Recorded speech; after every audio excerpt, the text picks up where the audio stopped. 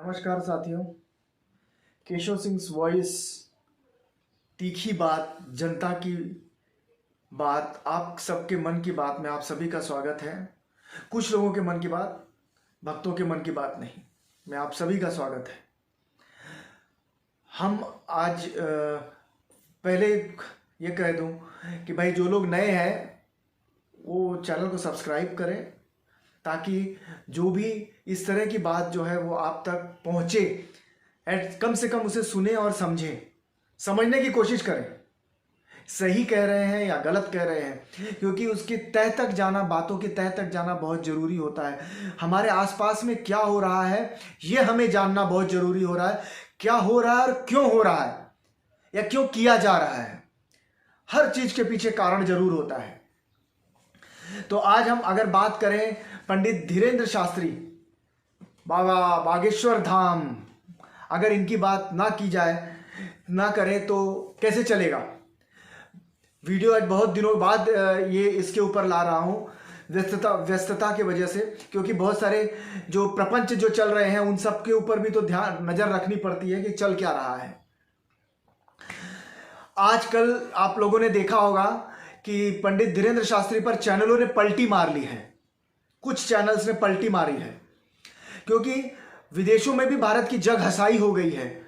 तो अब जो बाबा मौलवियों और इन सब के जो चक्कर में जहाँ जो देश पड़ा हुआ है, जहाँ किसी के कहने पर, जब जहाँ आप लोगों ने देखा होगा कि जब पहलवान, महिला पहलवानों ने यौन शोषण का, इन सब का जो आरोप लगाया था, जंतर मंतर पर बैठे थे, तो सारे चैनल वहाँ पहुँच गए थे, सब जगह वही चर्चा होने लगी थी। तो उस चर्चा से ध्यान हटाने के लिए किसी ने उन्हें कहा कि अब जाइए बाबा बागेश्वर धाम, वहाँ से अब उनको दिखाइए। 2-2 घंटों तक देश के सारे नेशनल चैनल ने 2-2 घंटों, 2.5 घंटे तक उन्हें दिखाया, उन्हें उस घर तक पहुंचा दिया, उस घर तक पहुंचा दिया, उस आखिरी व्यक्ति तक, उनके घर तक पहुंचा दिया। हर चैनल, कोई एबीपी देखता होगा, कोई जीव देखता होगा, कोई कुछ देखता होगा, कोई कुछ देखता होगा, हर चैनल तक पहुंच गए। जहां बाबा यूट्यूब के माध्यम से लोगों तक पहुंचते थे, अब सरकार के कहने पर, सरकार मैं नहीं कहूंगा, किसी व्यक्ति के कहने पर साले चैनल का मुंह मुड़ गया, जंतर मंतर से हट गया, अब महिला पहलवान जाए। अब उसका नतीजा क्या निकला? 2-2 2.5 घंटे देखने के बाद अब बाबा बाबा बन गए, क्योंकि अब वो मन की बात पढ़ने लगे। अब विदेशों में भी अब इसकी बातें जब चलने लगी तो भारतीय चैनल्स, भारतीय मीडिया की भी थू हुई, जग हसाई हुई। अब इन्होंने क्या किया, धन्यवाद कहूंगा सुहानी शाह की, उनके जैसे लोगों की, जो इसे एक जादू मानते हैं। ऐसे लोगों ने जो इसके ऊपर जो काम करते हैं, जो माइंड रीडिंग बोलते हैं, आपके दिमाग को पढ़ना, उन्होंने लाइव टीवी शोज में ऐसा करके दिखाया। अब सभी चैनलों ने उनको लाके दिखाना शुरू कर दिया कि ये कुछ नहीं है, ये एक ट्रिक है, ये एक ट्रिक है। बाबा उसे समझते हैं, उसे पढ़ते हैं, ये ट्रिक उन्हें पता है। अब उसी के माध्यम से वो ये सारी चीजें जान लेते हैं। बाबा जो चाचा चाची भतीजी सबका नाम पहचान जाते हैं, जान जाते हैं, बता देते हैं। और वो पत्रकार, हम उस पत्रकार जहां पर कहते हैं ना कि हम कौन से इसमें रह रहे हैं, वो पत्रकार का नाम मुझे नहीं याद आ रहा है, गणेश शंकर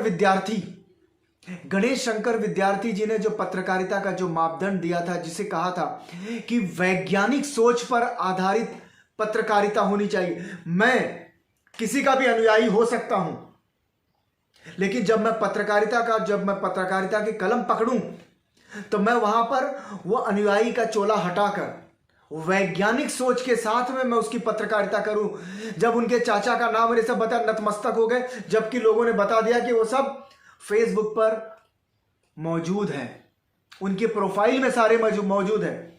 बाबा ने वो सब बता दिया। अब इसके ऊपर उनके इस पाखंड को अंत में बताऊंगा कि क्या है। अब बाबा जी को जब पता चला कि भैया ऐसा ऐसा सब चक्कर चल रहा है, अब ये तो कोई और आ गई हैं, वो भी बता देती हैं। अब उन्होंने पलटी मार दी, बाबा ने भी पलटी मार दिया।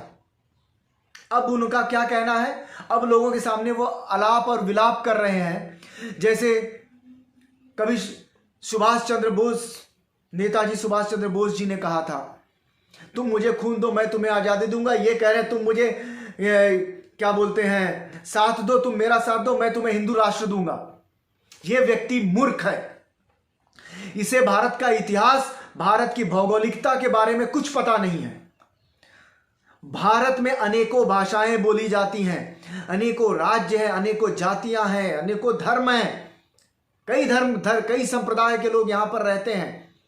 जिस दिन आप इस तरह की बातें करने लगोगे, भारत कई टुकड़ों में विभाजित हो जाएगा। जो पहले था, अखंड भारत का सपना तो चाणक्य ने भी देखा था, चंद्रगुप्त मौर्य के साथ में मिलकर कि अखंड भारत का निर्माण हो। अंत में क्या हुआ, फिर से विखंडित होता गया। भारत एक लोकतांत्रिक देश है और संविधान से चलने वाला देश है। इस बात को आप सभी समझ लीजिए, संविधान सबसे ऊपर होता है।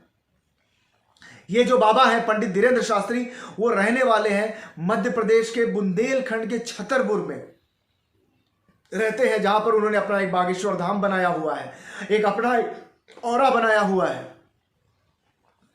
अब बाबा जी ने तो कह दिया वो हिंदू राष्ट्र बनाएंगे। अब तथाकथित हिंदू के जो कुछ ठेकेदार हैं, इसमें आरएसएस के भी लोग हैं, विश्व हिंदू परिषद के भी लोग हैं, बीजेपी के लोग हैं, जो अपने आप को ये हिंदुओं का ठेका। हम लोग हिंदू नहीं है भैया, और भी लोग हिंदू नहीं है, वो हिंदू नहीं है। हम लोग किसी और की धर्म को मानते, किसी और की पूजा करते हैं। यही लोग असली हिंदू हैं। इनमें से एक निकले हैं बिजनेसमैन बाबा रामदेव, जो खुद किसी जमाने में कहते थे मैं मूर्ति पूजा नहीं करता, मैं कलावा नहीं पहनता। देखिए, मैं तो कम से कम कलावा पहनता हूं, मैं कलावा नहीं पहनता। ये भी उनके इसमें आ गए हैं। कैलाश विजयवर्गीय, इन्हें तो जानते हैं जहरीले भाषण देने के लिए, कपिल मिश्रा, और ऐसे ना जाने ऐसे कितने नाम हैं जिनका बाद में फिर ये नाम आने लगा, जिनके अपने सेक्स स्कैंडल हुए हैं। जो आरएसएस के मध्य प्रदेश के जोशी कौन थे, उनके भी नाम आ गए, वो भी सपोर्ट में हैं। अब ऐसे लोग जो सपोर्ट, ऐसे ही लोगों का तो सपोर्ट चाहिए हिंदू धर्म को बचाने के लिए, जिनका अपना खुद का वजूद ना हो। पंडित अब धीरेंद्र शास्त्री जी वो धीरेंद्र शास्त्री नहीं रहे जो बचपन में हुआ करते थे किसी कोई गुरु के यहां जाके। वो उन्हें तो जो अंधे हैं उन्हें सारे श्लोक याद हैं। मैं उन्हें पहले समझता था, लेकिन जब मैंने उनकी भाषा को, उनकी इसको समझा, तो मुझे वो कहीं से संत दिखाई नहीं दिए। माफ करना, किसी की इसको मैं आहत नहीं करना चाहता हूं, लेकिन मुझे वो भद्राचार्य कहीं से संत दिखाई नहीं दिए। ना तो उनकी संत की बोली थी, ना भाषा थी। संतों की भाषा क्या होती है? संत एक धर्म है, संत एक सोच है। संत अपने आप में ही वो संत वो होता है जो हर वो चीज से दूर हो रहता है। न उसे द्वेष होता है, न वैराग्य होता है, न किसी का लोभ होता है, न मोह होता है। वो संत होता है। जब ये सारी चीजें मेरे अंदर, हमारे अंदर हैं, तो वो संत नहीं हो सकता। तो मैं भद्राचार्य जी को नहीं मानता। आपको सारे श्लोक याद हो, सारे सभी चीजें याद है, इसका मतलब ये नहीं हुआ कि आप ये हो गए। आपने भगवा कपड़ा पहन लेने से संत नहीं होता कोई। ये हमने देखा है, एक प्रदेश के मुख्यमंत्री भी हैं, भगवा पहन लिए हैं, लेकिन क्या वो संतों वाली काम कर रहे हैं? वो खैर वो छोड़ दीजिए। आज हम पंडित धीरेंद्र शास्त्री के ऊपर, पंडित बोल रहा हूं, ब्राह्मण है, पंडित बोल रहा हूं। धीरेंद्र शास्त्री जी ने एक ट्रस्ट बनाया है। क्या उन्होंने इस ट्रस्ट के नाम पर बुंदेलखंड, आपको पता होगा बुंदेलखंड एक छोटा एक पिछड़ा हुआ एक जगह है, एक स्थान है जहां पर सूखा हमेशा रहता है। क्या वहां पे उन्होंने गरीब आदिवासियों के लिए स्कूल का निर्माण किया है? वो क्रिश्चियन मिशनरीज और अन्य लोगों को जो बोलते हैं, कम से कम ये लोग तो स्कूल और ये सब का तो निर्माण करते हैं। इन्होंने कोई ऐसा स्कूल वगैरह का निर्माण किया, किसी अस्पताल का निर्माण किया जहां पे गरीबों का ये किया जा सके? पैसा तो इनके पास भरपूर आ गया है, क्योंकि जो पाखंड किया है, वो पाखंड, भारत में पाखंड बिकता है। आपको बस बेचने आना चाहिए। रामदेव जी ने वही किया, ये भी वही कर रहे हैं, बेचने आना चाहिए। उन्होंने वही पाखंड किया। ऐसा उन्होंने कुछ काम किया है? अपने ट्रस्ट के द्वारा, जिसे वो कह सके मैं पैसे लेता हूं तो मैं ये कर रहा हूं। अगर मेरी जानकारी में तो कुछ नहीं है, सिवाय जोकरों जैसे कपड़े पहन के बैठने के, मैंने जो देखा है।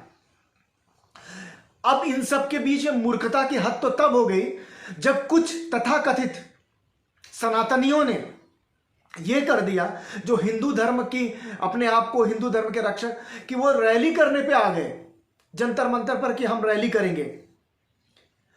ये देश वो है कहा वैज्ञानिक समाजवाद की बात जहां पर लोग करते थे, गांधी की समाजवाद की बात करते थे, जिसे नेहरू और स्वयं वाजपेयी जी ने इसे माना, और कहा यह पाखंड का समाजवाद, कहा बाबा मौलवियों के पाषाण युग में ये हमारे ये जो चैनल्स लेके जा रहे हैं, और ये हमारी आज के सत्तासीन सरकार, सत्तासीन पार्टी लेके जा रही है। क्यों? क्योंकि जब मैंने काम किया ही नहीं है, लोगों को मुद्दों से भटकाना है, उन मुद्दों से भटकाना है जहां पर आप सवाल ना कर सके। आप किसी से सवाल, आप उनसे सवाल ना करिए। आप फिर क्या है, मंदिर का नाम ले लिया, मस्जिद का नाम, अब सनातन के ऊपर प्रहार, आप क्रिश्चियनिटी के ऊपर नहीं बोलते, उनके यहां भी तो यही सब चीज हो रहा है, वहां हो रहा है, यहां हो रहा है, अरे वहां हो रहा है, यहां हो रहा है, मतलब मैं भी करूं, ये मुझे लाइसेंस मिल गया। ये भी कहने की हद होती है। वो हम जब छोटे थे तो एक ऐड आता था टीवी पे, तेरी साड़ी मेरी साड़ी से सफेद कैसे। तू मूर्खता कर रहा है तो मुझे भी मूर्खता करने का लाइसेंस मिल ही गया है। यह है बाबा बागेश्वर धाम का, बागेश्वर ना पंडित जी का कथन है। ये धीरेन्द्र शास्त्री जी का नाम भी भूल जाता हूं मैं। उनका राष्ट्र प्रेम है, यही उनका राष्ट्र प्रेम है। अभी मुक्तेश्वरानंद जी ने कहा था, कहां पर हम चांद पे जाने की बात कर रहे हैं और हमें कहां पर ले जाया जा रहा है। यह देश आज अगर अब्दुल कलाम जी होते, वैज्ञानिक सोच वाला वो व्यक्ति होता, तो आज ये क्या देख रहा होता कि हमें 2.5 घंटे तक उन बाबा जी का अर्जी दिखाया जा रहा है, अर्जी लग रही है उन्हें सच साबित करने के लिए। अगर वो साहनी जी अगर नहीं है, साहनी शाह जी नहीं आई होती तो ये सब क्या था। चैनलों ने जो पलटी मारी, अब तो धीरेन्द्र शास्त्री जी भी पलटी पे हैं, अब वो सनातन धर्म और हिंदू राष्ट्र बनाने की बात करने लगे हैं। ये देश संवैधानिक देश है, ये बात पंडित धीरेन्द्र शास्त्री कान खोलकर सुन लें और इसे समझ लें, और उनके अनुयायी भी।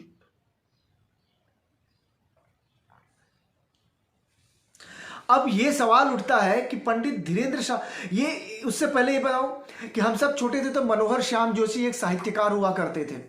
उन्होंने टीवी को बुद्धू बक्सा कहा था, बुद्धू बक्सा नाम दिया था टीवी को, क्योंकि वो एक तरफा चलता है। तो वो क्यों कहा था, वो आगे आ जाता है। अब पंडित धीरेन्द्र शास्त्री का भौकाल क्यों बनाने दिया गया सरकार द्वारा?